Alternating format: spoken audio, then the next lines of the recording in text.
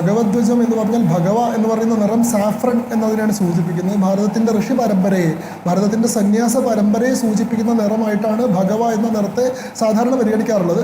നമ്മുടെ ദേശീയ പതാകയിലെ 3 നിറങ്ങളിൽ ഒന്ന് ഭഗവയാണ്. ഏറ്റവും മുകളിൽ ഭഗവ, പിന്നീട് വെള്ള, പിന്നീട് ഹരിതവർണ്ണം എന്നിങ്ങനെ 3 നിറങ്ങളാണുള്ളത്.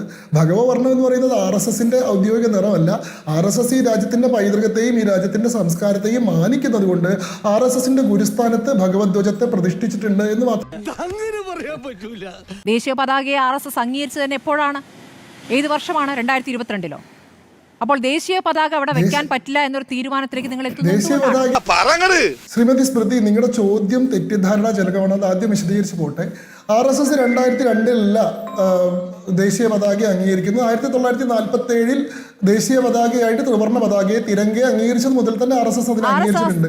2002-ൽ എന്താ സംഭവിച്ചത്? 2002-ൽ ഇന്ത്യയുടെ പറഞ്ഞു പോകാം അഡ്വക്കേറ്റ് ശങ്കട്ടിദാസ്. RSS ആസ്ഥാനത്ത് ഈ ഞാൻ പറഞ്ഞു ഉയർത്തപ്പെട്ടത് 2002-ലാണല്ലോ.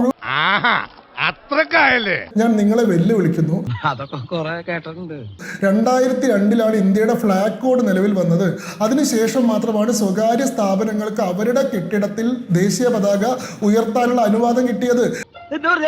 2002-ന് മുൻപ് ഒരു സംഘടനയ്ക്കും അവരുടെ പാർട്ടി ആസ്ഥാനത്തോ അവരുടെ കാര്യാലയത്തിലോ ദേശീയ പതാക ഉയർത്താനുള്ള അനുവാദം ഉണ്ടായിരുന്നില്ല.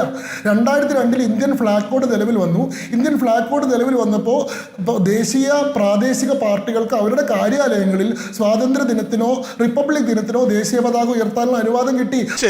ഞാനത് ചോദിക്കരുതായിരുന്നു. അന്ന് മുതൽ RSS ഉയർത്തുന്നുണ്ട്. അതിനുശേഷവും ഉയർത്താത്ത സംഘടനകൾ ഈ ചർച്ചയിൽ തന്നെ ഇരിക്കുന്നുണ്ട്.